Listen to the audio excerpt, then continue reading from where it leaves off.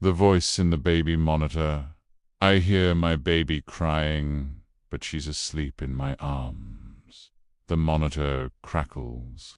A voice says, "She's not yours." I freeze. The crying gets louder. I check the crib. Empty. The monitor shows a figure rocking something. I whisper, "Who are you?" The voice replies, "Her real mother." I look down. My arms are empty. It all started when my wife and I brought our 6-month-old baby girl home from the hospital. We placed her in our brand new crib, but every time we left the room, she would start crying. And no matter what we did, she just wouldn't stop. We tried everything, singing to her, dancing for her, even talking in funny voices, but nothing worked. She just kept crying and crying.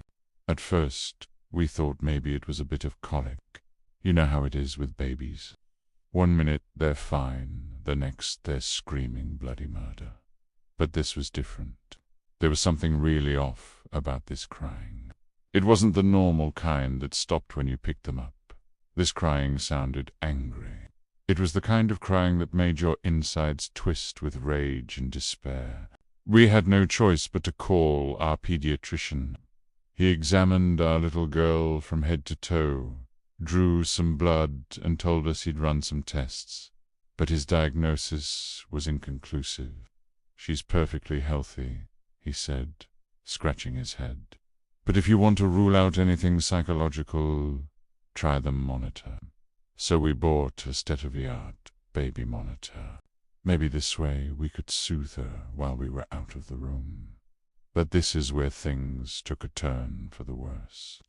Because one night, while we were watching TV downstairs, we heard a voice.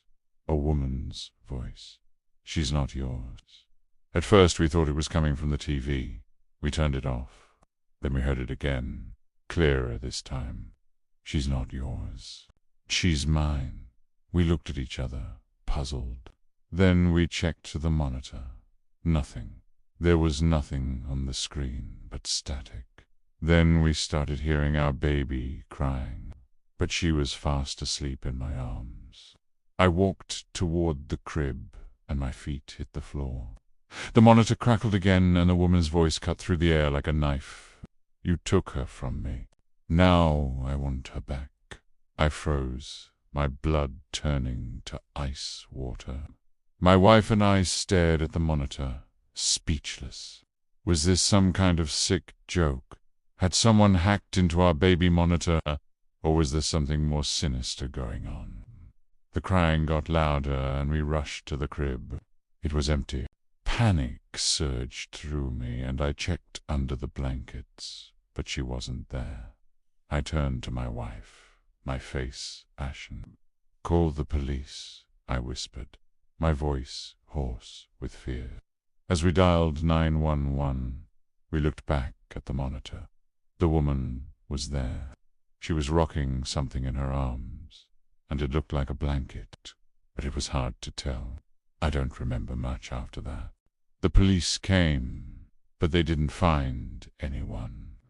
They searched the house and the backyard, but it was like the woman had vanished into thin air. My wife and I never saw her again, but we still hear her sometimes. Whenever we hear our baby crying in the middle of the night, we rush to her room, only to find her sleeping peacefully in her crib. And when we turn the monitor on, we see her rocking something. And when we think we're going crazy, the monitor swishes to static and we hear her say, "She's mine. She's never been yours. She's my baby, and I want her back." I don't know who this woman is or how she got into our house, but I will never stop searching until I find her. Because whenever I look into my baby's innocent eyes, I'm reminded of the terrible truth. She's not mine, and neither is my wife's. She belongs to the woman in the baby monitor.